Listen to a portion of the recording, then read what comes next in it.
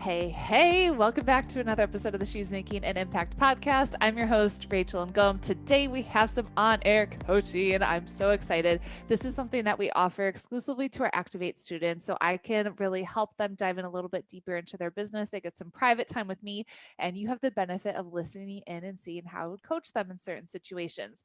If you want to apply for Activate and work with me over the next 12 months, just go to rachelngom.com/activate. Today we have Catherine on. How are you doing? I'm good. Thank you so much for having me on today. I've actually just been binge watching Dr. Sherilyn Irvine's amazing content in the past few days, ever since the recap. It's just been so good. So I feel like that's had me even more pumped for today than before. So yeah, super exciting. Awesome. Were you on the training that she did for our Activate students? No, I missed it unfortunately, but I caught the replay and Okay, I've been good. like catching up on all the content. It's just been awesome. She's so good. I love her. So yay. Well, why Yeah. don't you tell us a little bit about your business and then how I can support you today? Yes, please. So I run Culture Cure, which is dedicated to helping people overcome toxic workplace culture. Unfortunately, it's a massive issue and it's been normalized for so long that people don't even realize how bad it is until they're in the middle of it. So I'm essentially I essentially help them work through that through a various different platforms. But yeah, it's been pretty exciting to get everything up and running and to continue chipping away at it all with the help of the awesome Activate team. Cool. So today, like, I figured it would be awesome if we discussed Pinterest because I feel like even though obviously there is so much to get out of it and there's so much to learn from it, I go through peaks and waves where it's like I was all in and then I was like, is this even working? What's the point of this? Like, how's it all going? So I would love to hear your insights because I know that's your specialty, Yeah. and dive into the nitty-gritty stuff about that. Yeah, for sure. So are you creating content every week? So what I was doing once a month, I would like bulk post everything on Tailwind Okay. because I just I don't like spending time on Pinterest. I just like it running in the background. Totally. Um, Me too. yeah, I think that's the coolest thing about Pinterest, though. You can do that. Yeah. Um, so that's sort of what I was doing. I would like batch content and then just drip it out.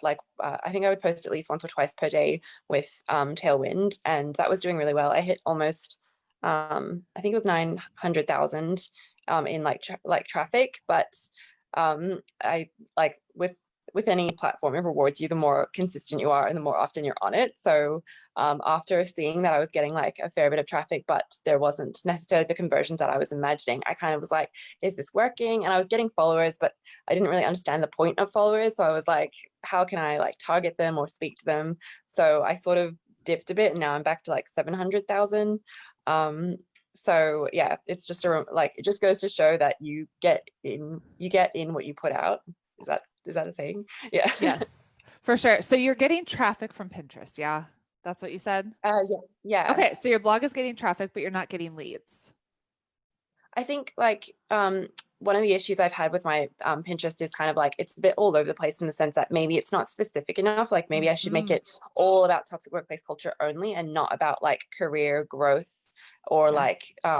that kind of thing. So that way it's just the people who follow it are so niche instead of having it broad. That's Yep. kind of what I'm thinking. But Yes. No, you're spot on. You're spot on. That's what I would do is because if they're searching for some like career related tips and then they come to your blog and it's toxic workplace culture, for them there might be a disconnect and they're like, but I'm not suffering from that thing. So for them, they're like, I don't need this, and they'll go back to Pinterest. So the more niche down and more specific that you can get with Pinterest and your blog and your content and everything, the better. Yeah, that makes a lot of sense. Hmm. And then the other thing is as well is I guess like some people don't even realize. One of the things I've realized is some people don't even know that they're in a toxic workplace. So the nurturing and education period for what I do takes like a bit longer than what I initially imagined. So for someone who's like maybe working in a corporate role and they don't think it's toxic, but like they have been feeling burnt out lately, or like they're just feeling a bit like out of it. Should I still be trying to cater to that person, or should I only be going straight to the ones who are like, no, I know this is bad, I want to get out, and that's it? So I mean, they're different. They're on their different parts of their customer journey, I would say. So you Yeah. might need like two different funnels to be able to reach them. So it's kind of like if I were to work with somebody, it might be I could have a funnel for someone who's a newer entrepreneur, right? And Mhm. they like they don't know what Pinterest is and they like want to get started. And I could have a different funnel for someone who's making $100,000 a year and they want to scale and they want to crush it. The way I would speak to each person is going to be different, right? And so you could do both and talk to both sets of people, but you'd want to have the two separate funnels. So it'd be like two different freebies, right? Yeah. And then through that, you could be tagging them within like Active Campaign, whatever email system that you're using. So when you send out emails, they'd be a little bit more targeted. Do you have to start like that? No, because that might be a little bit overwhelming. That's a little bit more Yeah. of like advanced strategy. So you don't have to start like that. I would just pick one for now that you're like, I want them to know they have toxic workplace culture and they want to get out, and just work with that person and like help her get results and get them a transformation. Then when you're like going back and you're reevaluating your business like 6 months from now, you could go back and start a different funnel. But I think if you try to do both at one time, your head might explode because it's a lot. Yeah, okay. No, I love that. Thank you.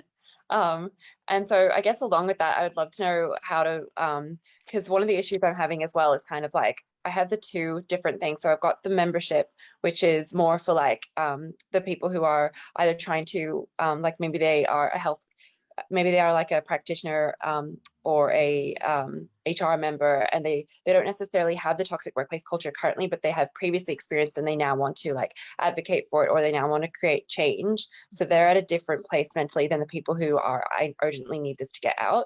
Yep. So I've kind of because of the summit I hosted, I accidentally created these two groups without realizing it. So it's been hard because I've kind of spent a lot of time switching over to go back to the people who urgently need it, but I still can't neglect the ones who are in it because they want to be, supporting the cause and things like that. So it's yeah, it's kind of hard because, like you said, there's that overwhelm, and I want to cater to both, but also there's one that needs it more.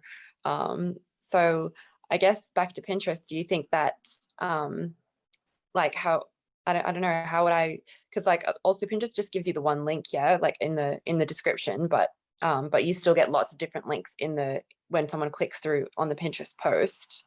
So maybe I should only be using Pinterest to attract like the one type of person, Mm-hmm. and be using my other social media platforms to attract the other kind. I don't know. I would just be all around focused on that one person. Okay, yeah, Mhm. and So kind of ignore. Pinterest would be, yeah, Pinterest is for them, Instagram is for them. You, like whatever platforms you're on, it's all for that one person. You don't want to like divide your attention and then try to talk to all different kinds of people, you know? Yeah, I remember you saying, because like your favorite thing is like attract and subtract. Is that it? Attract and detract. Attract and Yes, repel. oh, that's it. Yes. Yeah, Exactly. no, I love that.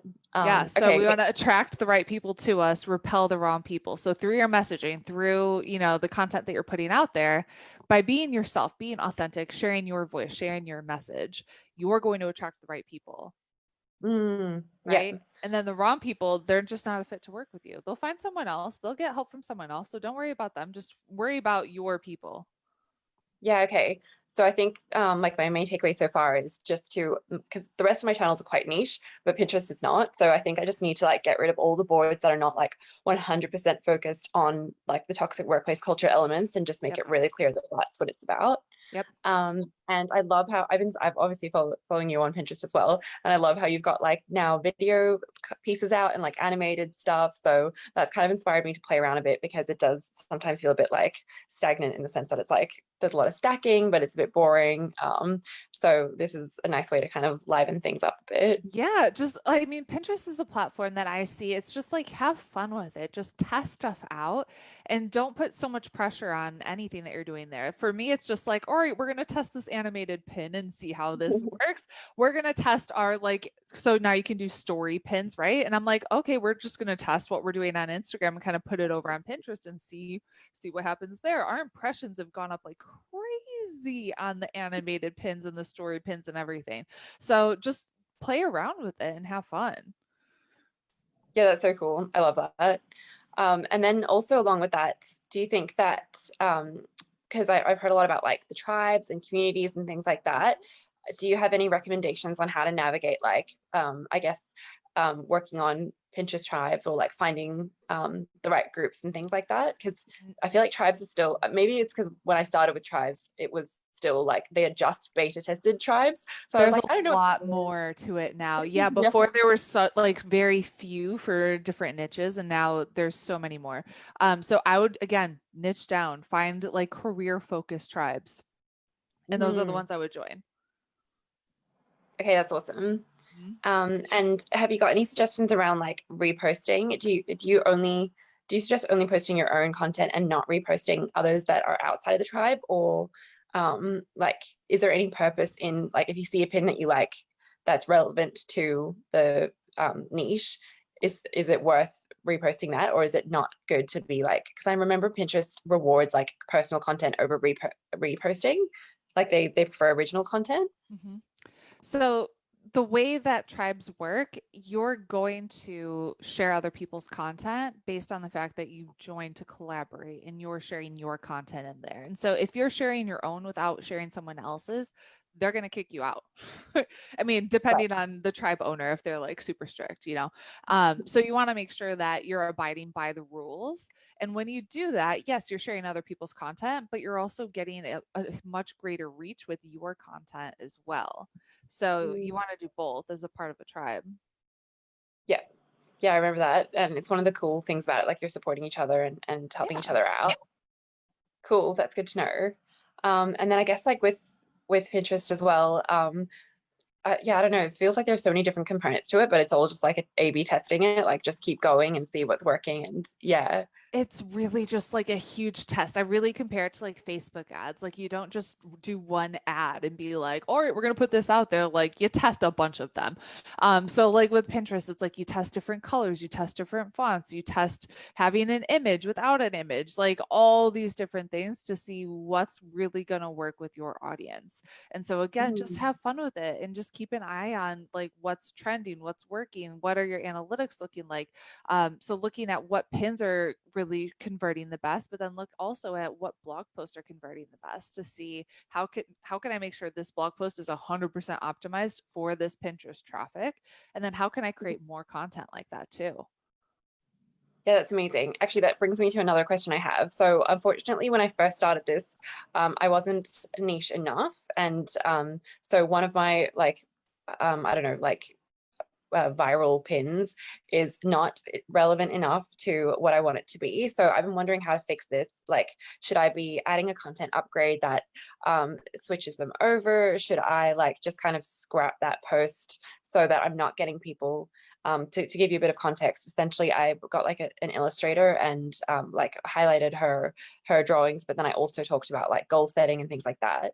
But now that I don't focus on like the career success as much and I focus more on the toxic workplace elements, the goal setting, yes, it's relevant, but it's not as relevant as some of the other content that I put out there. So I've been wondering like how can I leverage like one of my most visited pages that is actually not relevant to the rest of yeah, it's a tricky position to be in. I wish I knew this when I first started.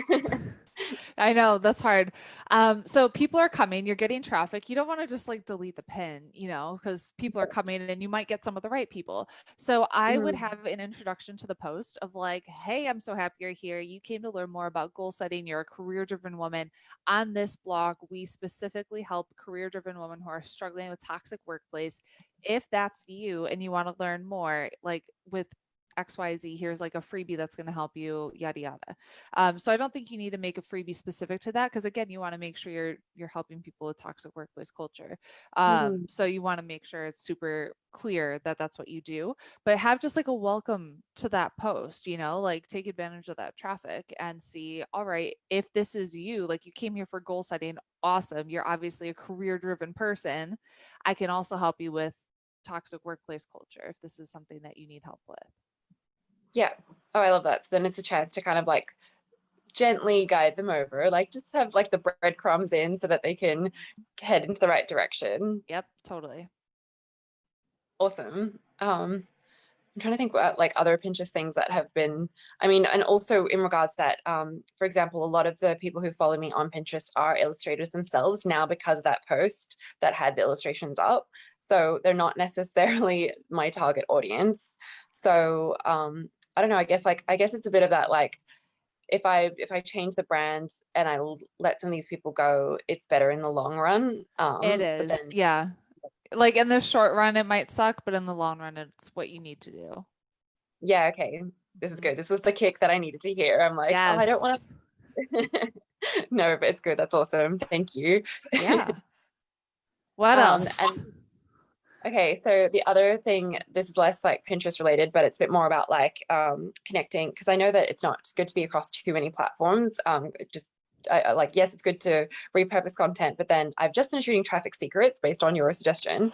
Thank And you. I'm so happy you're being a good student and you're reading that book. It's so good. it was amazing. I binge read it. I actually want to, I'm in the process of making notes, which I will post to the Activate group. But yeah, You're it was so awesome. cool.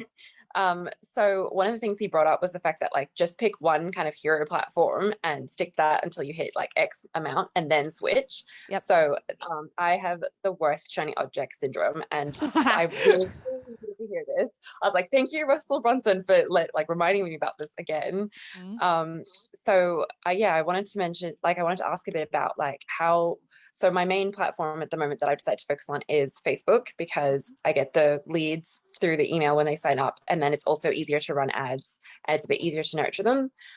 So that seems to be working best for me, and it has like yeah, I don't know, it just seems to be working best.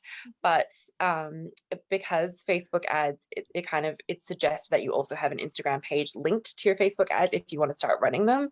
So I was like, I don't want to get caught up in like going down the Instagram rabbit hole and the Pinterest rabbit hole and all this other stuff. So yeah, I I love that you're just like, wouldn't. I no, I wouldn't.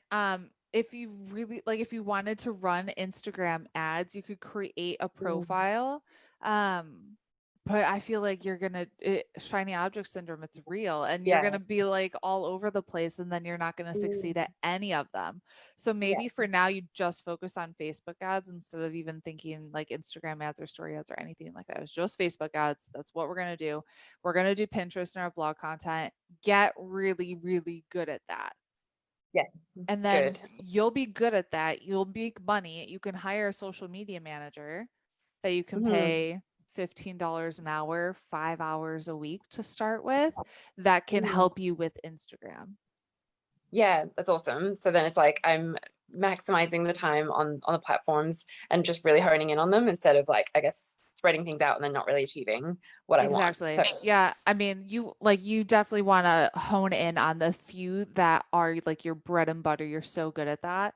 And then the others, yeah, like it's great to have a presence there. So like, yes, we have an Instagram account with like 20,000 followers. Lizzie does everything.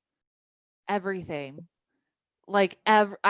The only thing I sometimes do is show up on stories. But yeah. otherwise, like she literally takes over the entire account. And I'm like, this is your baby. Take over. She does the same thing with TikTok. Like she does the same thing, like every platform that we're on. I'm like, all right, you can take my content, figure out how you can repurpose it so it looks native for that platform, take it and run.